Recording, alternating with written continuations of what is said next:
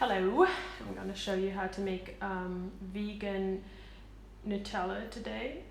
It's one of my favorite recipes that my mom has shown me, and there's so many varieties you can make out of it, so it's really beautiful, like depending on how sweet you like your chocolate or how milky you like it, or I for example like it very dark. I like it not so sweet, and I like it more chocolatey. And this is almond mousse. This is Swiss almond mousse. It's from peeled almonds. This is one of the ingredients. The other ingredient is cocoa powder. It's pure cocoa powder with no additives. It's, if you can get it organic, get it organic. I didn't have this chance to get it this time. Usually I do. This is organic and this is organic though. Don't judge me. And this is honey, and it's very special to me because my brother helped making it 2 summers ago.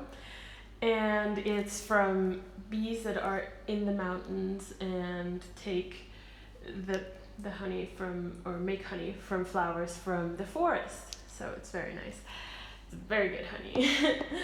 Then if you want to make it chocolate, that's up to you. You use less hot water. I prepare some hot water already because we don't want to, listen to the noise it makes. If you add the hot water, it will make it more liquid, like Nutella, like I said before. So you need an empty glass, which I hope you have. And you need a scrapping spoon. I think it's called that way, scrapping spoon. I don't know. Yeah, anyway, anyone should have a thing like this because it's very precious. Don't throw things away. And of course I have some Jaber coffee in my Universal Studios coffee mug. This is for me. This is, but I mean, actually I once put it in the Nutella I make too, so it's totally up to you. If you want more caffeine in it, you can totally do that, and it's amazing with coffee. Yeah, let's start. Let's put in some of this cocoa powder. So this is 200 grams. I don't know in pounds and stuff, but it's very easy. I mean, the basic is you put in the same amount of all 3 of these items. Same amount. So this is the least I have from all these. Is 200 grams. So I'll put all of this in here. Perfect. And I will use some hot water right now, so it won't like, powder up all together when I start mixing it. Oh yeah, you need a bowl. You don't need a KitchenAid. You can stir it by hand if you want, but it's totally up to you. I prefer the KitchenAid because, well, I have it and I don't want to mix it this way. Okay, then next thing you need is the almond mousse. So good. In here we have 500 grams. That means we need a little less than half of it. If it happens to be a little more or a little less than half of it, it does not really matter. You can always adjust it afterwards. However you like it the most, you will figure out your taste. Also, what you can do, if you don't want to use almond mousse, because let's say you're allergic to almonds, use hazelnut mousse. I have never tried peanut butter because I don't know how well that mixes with chocolate, but hazelnut, almond, you can use cashew. I mean, there's so many varieties of what you can do, which is really, really, really, really amazing. So this should be, that's probably a little more than half of it, for example, if we want to take examples of who does what. Then we have the honey. I'm going to use a spoon just to take it out more carefully. There is also 500 grams in this. I usually use a little less honey than the exact same amount of chocolate because I like to, use it as a snack, and I feel better about it if there's not as much honey in it. Because in the end, honey is sweet as well. It's a sin. Just kidding. It's amazing. Don't.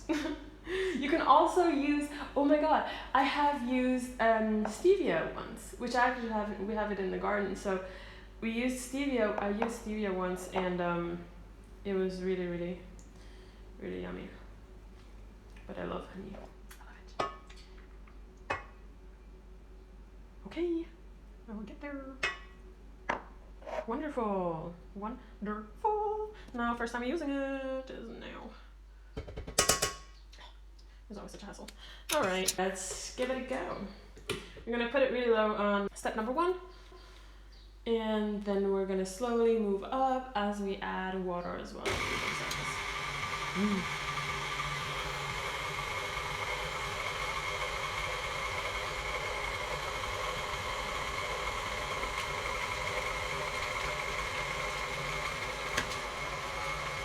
Chocolate.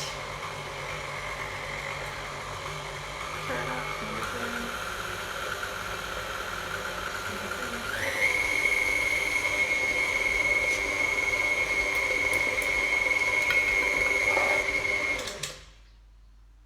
It will usually take about 10 minutes maximum. You can, I mean, I could take it out now as well if I wanted to, but I like to lift it, and I like to use a scraping spoon to just remove the sides a little bit and push them down in the middle to make sure everything gets mixed up. Because sometimes, you know, as it happens with baking too, if you use a machine, it doesn't get to everywhere in the pot. So I'm gonna do it this way. Okie dokie. Oh my god. And there we go.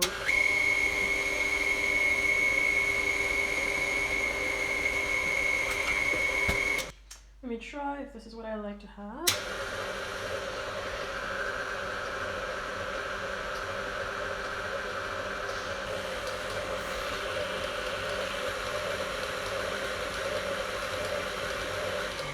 If you have it a little warmish, it's fine because it will harden up more in the fridge and then it will spread like butter, honestly. Wrong button. So now we're going to put it into our glass. This one, of course. How am I going to do this hygienically? Because usually I just... So this is probably going to be more than just one glass. It's probably going to be like 3 of these or 1 of these and a bigger one. Very much possible. This is what it looks like. It's creamy. Should be able to just stir it around. Should leave marks and have little bubbles, but not too many. Should just be very, very soft. If it's not soft enough for you, you can always add hot water. Of course, if you think you want to make it chocolate and you want to make pralines out of it, you don't want it this soft. You want to put no hot water in it. You just want to mix it up with the almond mousse and the honey, and then you can take a nut, you can take an almond, you can take a hazelnut, you can take a walnut, whatever your heart desires, and you can put it into the chocolate and make a little ball out of it. And that's just, I really like to do that too. I will maybe show you another time what that looks like.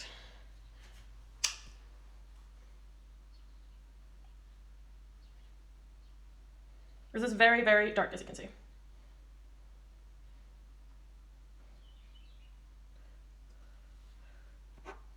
Bittersweet. So yeah, that's it. That's all you got. Quick and easy. And I mean, yeah, it really took me like 10 minutes altogether. Easy. Have fun.